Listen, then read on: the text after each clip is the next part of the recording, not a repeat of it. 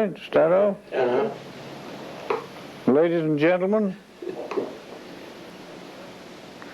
I would like to introduce myself as Cecil Green, or Cecil Green, whichever way is all right. If I happen to be east of the Suez,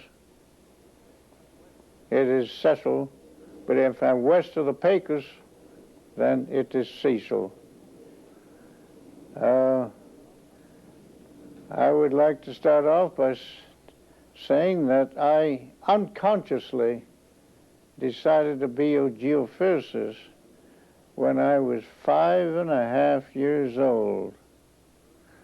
And that was when I was rudely awakened at 5 o'clock in the morning on April 18, 1906, during that big earthquake in San Francisco.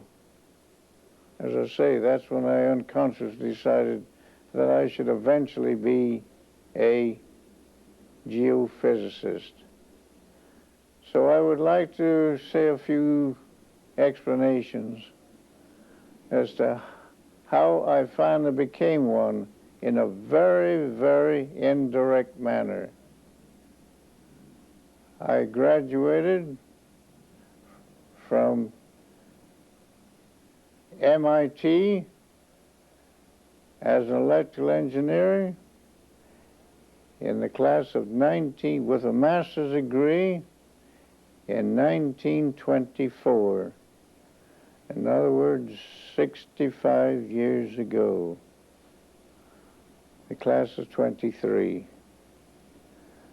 And my first position was with General Electric Company in Schenectady in the Department of Steam Turbine Generator Engineering. Well, it so happened that after about 1.5 years, I was very happy, all right.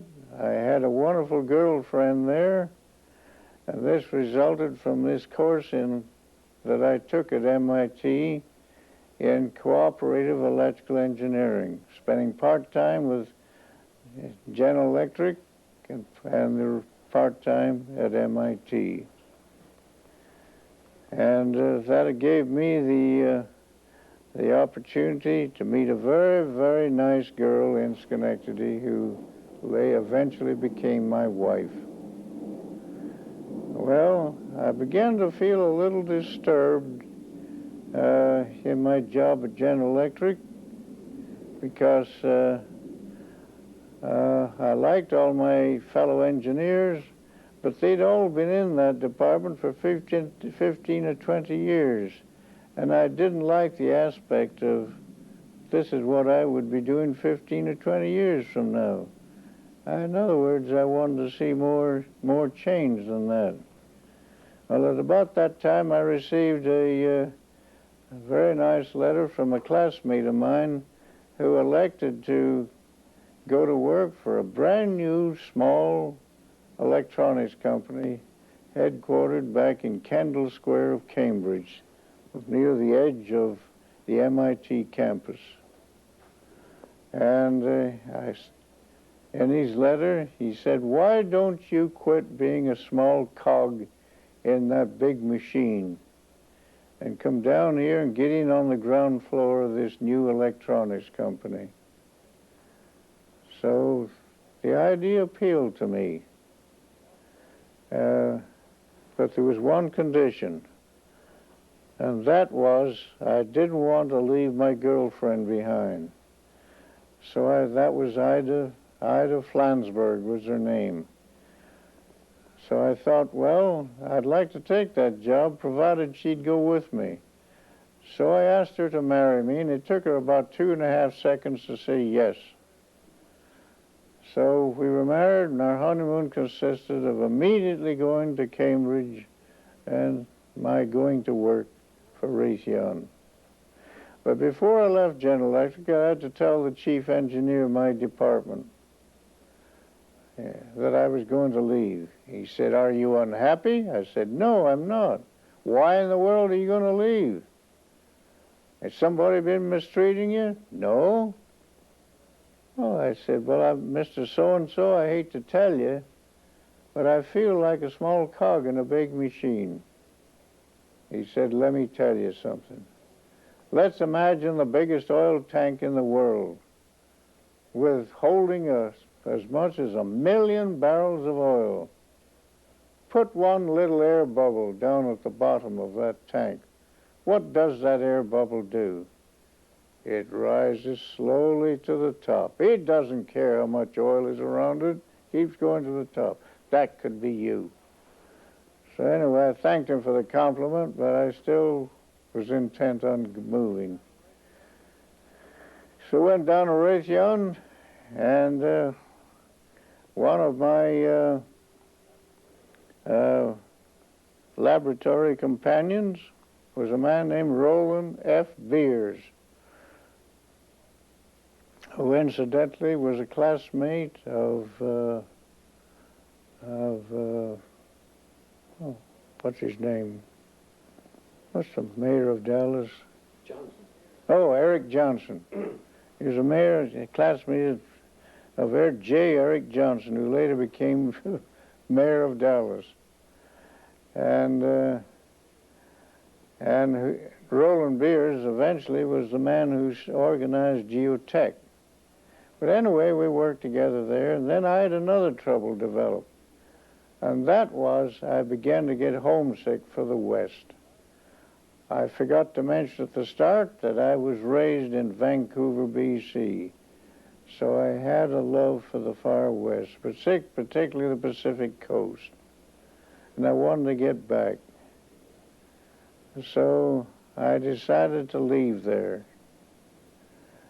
After I'd saved enough money to buy an old second-hand 490 Chevrolet touring car with isinglass curtains, and we camped ourselves away all the way from Boston to California, to the Bay District, to call on my mother and father, and then from there we went up to Vancouver. But I couldn't get a job up there. There was no need for electrical engineers. And if I was going to stay in Vancouver, I would virtually throw away my engineering education. And that I wasn't going to do. It cost me too much to do that. So I finally gave up, and finally ended up back in Boston. And I still have a copy of the Boston Globe, and on the front picture they have a picture of Ida and me standing in front of our umbrella tent in a campground on the edge of Brookline in Boston. And this is on the front page of the Boston Globe. And the headline of the story was, young couple traveled 6,000 miles around the United States and have finally decided Boston's the best place to be after all. Is that the phone? And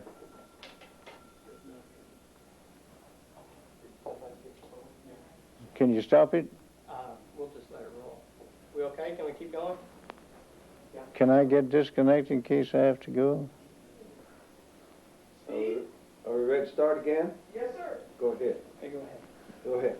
If the phone rings again, you just I'll go get this, find out who it is so I can call them back.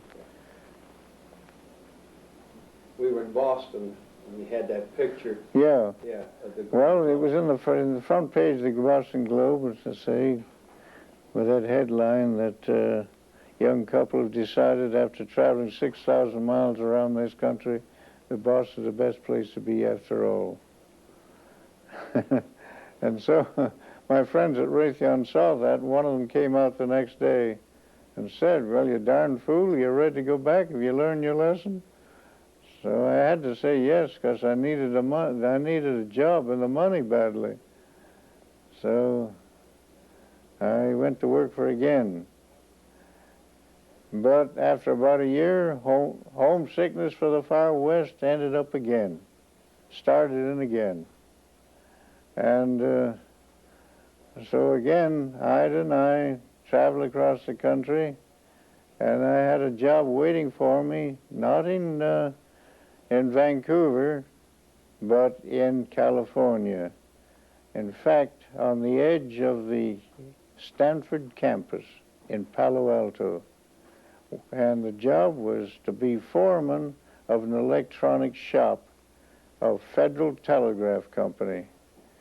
And the man there in charge of the glass technology was a man named Charles V. Litton, Litton, who in recent years has given his name to Litton Industries. But anyway, Charlie Litton and I became good friends. One thing I admired about him, he knew more about glass technology, with particular regard to sticking glass and metal together, than any other person in this country. And so I was fascinated with his ability.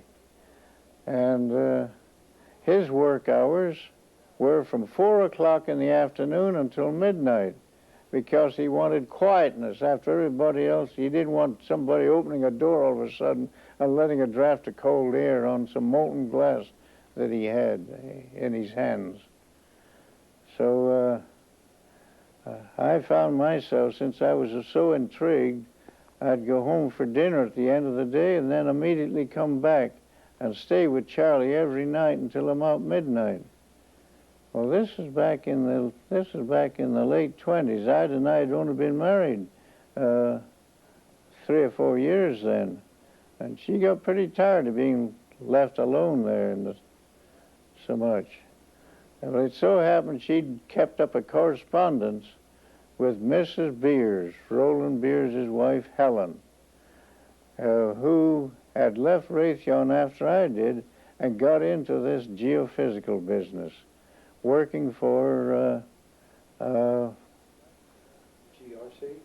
a Geophysical Research Corporation, in a subsidiary of Amerada in Tulsa. And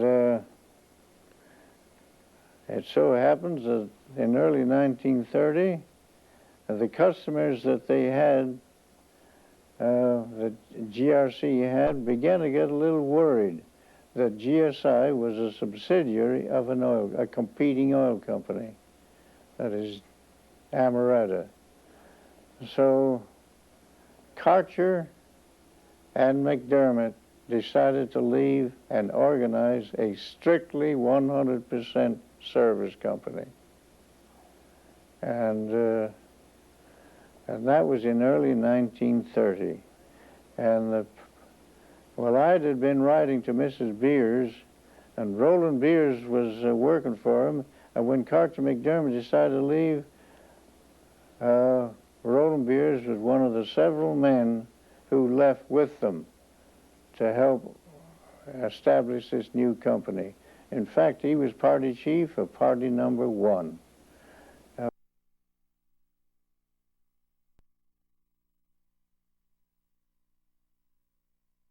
Which the observer was Ike Newton, W.W. Newton. And they were headquartered in Seminole, and Ida and Helen were corresponding with each other, and Ida told her about the miserable life she was leading with me, and if you find some job, if Roland knows of some job that would attract Cecil away from this terrible setup, I wish you'd make an offer to him. Well, I got such an offer. So, and I accepted it. And thanks to Ida was the one, you might say, that got me introduced into this geophysical business. And I then had the job of telling Roland Beers that I was going to, Charlie Litton, that I was going to leave. He said, "You darn fool, what do you want to leave for?" I said, "Well, I'm going into," I told him about this exploration. "We don't need any more new oil in this country. The oil tanks are running over. We don't need any more." I said, "Well, Charlie, apparently the business is good, and they want me, and it sounds good, so I'm going to go." And I did. Ida and I loaded up our car in Palo Alto. We were living at 375 or 159 Emerson Street then, loaded up our car, and 3 or 4 days later, we ended up in the big town of Maud, Oklahoma, population 275. And that's when I first developed ulcers, because I was immediately the party chief of a crew under contract to Twin State Oil Company, a subsidiary of Sun Oil Company. And I had one heck of a time running a crew, and I'd never seen even a record before. And here I was party chief. But Roland Beers was nearby, only 12 miles away in Seminole, and he helped me get started. So I made it all right, but as I say, with a good many sleepless nights worrying about it. In fact, my recording truck, when it came up fresh from Dallas, had all been wired up wrong, and it didn't work either. So that was more concern and worries. But anyway, finally made it off to a pretty good start. And I moved from several towns in Oklahoma, and then in the middle of that was in 1930, October 1930 when I started. In the middle of 1931, I and several other party chiefs were asked to please get off the payroll for a while, because go back to school or go back to some previous job if you can get it, but get off the payroll to relieve us, because the East Texas oil field has just blown in, and the price of oil has fallen down to 10 and 15 cents a barrel. So there's no point at that time in looking for new oil when you could buy it as cheap as water. So that was the reason for it. So immediately I called up Charlie Litton and told him, I asked him if I could come back. And of course immediately he said, well, you damn fool, looks as though you've learned your lesson, come on back, which I did. And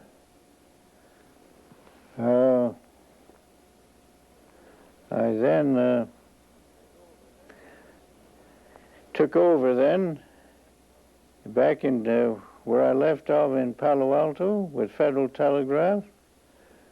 And after about 6 months, the Federal Telegraph, which was actually a subsidiary of IT&T, it was decided to consolidate the whole company back in Newark, New Jersey. Not in the Bay District, but in Newark, New Jersey. And so that meant Federal Telegraph moving back there. And Charlie Litton said, I'm not going back there. I've had enough of back east. Cecil, you can have my job if you want, if they'll take you and if you want it. And that's what I did. I got the job, and I had to go back there, back east, living in Newark, New Jersey, and working in our plant there. Well, after I'd been there about 6 months, the phone rang again. This time it was Eugene McDermott on the phone. Said, say, Cecil, the bad effect of East Texas oil field is being absorbed. The prices of oil is going up again, and we're getting contracts again. Now, could you come back? I'd have whispered in my other ear, asking for $50 more a month, and say yes. That's how agreeable she was to it. So I did. And that first contract was on a crew up in working out of Corning, New York, actually a little town called Campbell, New York. But I was actually living in Corning. And but before leaving Federal Telegraph in Newark, I had to tell the chief engineers I was going to leave. So I said, Mr. Clements, have you got time for me to tell you that I'm thinking of leaving? He said, let me tell you, Cecil, let me tell you something. If this is your strategy for getting a raise in pay, the answer is no. I said, Mr. Clements, I'm not fooling. I'm really going to leave. What? Where the devil can you get another job in these Depression days? This being 1932, the bottom of that major depression. I said, no, I'm really going to go. Well, it all ended up by he and his wife giving Ida and me a very, very nice farewell dinner. As I say, then I went up to Corning, New York there. First of all, I loaded my S10 seismometers in the trunk of my car. Eric Johnson was in charge of the laboratory just outside of Newark, a place called Elizabeth, I believe. And we get up there. Well, I mapped a structure up there. And the client was an independent oil man. And as I say, I mapped a structure, an anomaly as I call it, and this man drilled on it. The next thing that happened, I was in the law court down back down in New York City, being sued for incompetence. And Carter had to come back there to help me. But when the judge heard our case, that after all, we're not direct oil finders at all. We're just structural finders. I mean, we're geological. We provide the eyesight for the geologist, but we don't determine whether there's oil there or not. And so the judge believed us, and he threw the case out. So that was just an adventure in the early days. Well, from then on, I was with GSI permanently. When did you move the office to Dallas? That was 32. And then during the next, from 1932 until 1936, I was a party chief. And there's hardly a small town back in Kansas, Oklahoma, Texas, and northern Louisiana that Ida and I didn't live in. We enjoyed it. And she did. She looked back on this as her happiest days. And the thing that appealed to me was that I discovered that I like technology, but at the same time I like people. And it was ever so much better fraternizing with people, new people all the time too, as we changed from one client to another. That was more fun to me than working out and off in the corner on some engineering problem back east. So this went on to 1936, and I was then promoted to supervisor, headquartered in Shreveport. So I had supervision over our work in East Texas, North Louisiana, and Southern Arkansas. And at that same year, too, that was when I became a U.S. citizen. You see, I grew up in Vancouver, so I was actually a Canadian. Grew up and came to the United States, to Boston, MIT, when I was only 21. So I was there for 15 years. And even then, I wouldn't have been able to be a citizen, except Judge Atwell here in Dallas was pretty broad-minded. There were two requirements to become an citizen. One is you had to be in this country for 5 years, and that I could easily satisfy. I haven't been here 15 years. But the other requirement I couldn't comply with at all, and that was you had to have a permanent address of at least 1 year. Oh, hell, we were moving around every 3 or 4 or 5 weeks. So I told Atwell when I called him in his private office in downtown Dallas here, that I want to become a citizen. I'd educated here in the United States, married to a nice young woman, and I thought I speak good English, and but I can't comply with that requirement. Well, he said, I think you've got a point. He said, who do you work for? I said, well, a company named Geophysical Service, Inc. And where are they headquartered? I said, here in Dallas. He said, exactly where? I said, 1311 Republic Bank Building. That's your home. So I got in on that basis there. So, all right, I was a supervisor then. And so it was a case of moving around occasionally from place to place. I headquartered later then in Midland, then I headquartered again in Bakersfield, California. And it was while I was in, then I moved to Los Angeles. And my big job then was another thing that happened too in 1936. That's when I first started drinking alcohol. I had never even drunk beer, and neither did Ida. But all of a sudden I started in 1936 because as supervisor I was called upon not only to supervise our operations in an area, but also to try to sell new contracts. And that meant getting acquainted with the representative of some new oil company and taking him to either lunch or dinner. At the same time starting off by asking him, would you like a drink? And naturally, most of them, of course, they'd always say yes. And naturally, you couldn't expect them to drink alone. So in order to get some business done, you had to drink with them. So this is where President Carter was completely off base when he was against that 2-martini luncheon on the expense account. So that was the beginning of it. Now, as I say, I ended up then as supervisor in.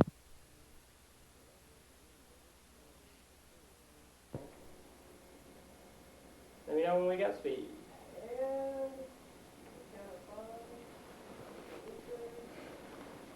And speed.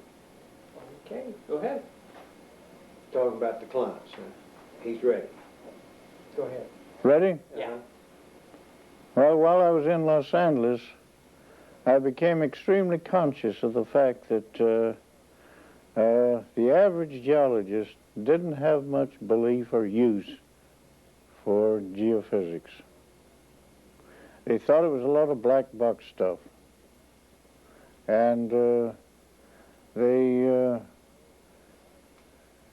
so what I did was, with the help of some of the other geophysicists in Los Angeles area, and particularly out at Caltech, I enlisted them to have a class on Friday afternoons where we'd invite the geologists from the different oil companies to come and look at a display of seismic records and force them to look. They just felt in those days no point in their even looking. They wouldn't understand it. But we probably took them by the scruff of the neck and forced them to look at these records. And then they finally had to recognize that there were such things as reflections, and that the varying depth of the same reflection over as one moved from one location to another was a means of outlining a structural anomaly.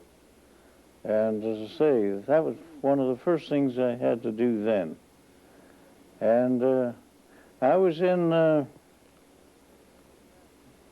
Los Angeles, as I say, from I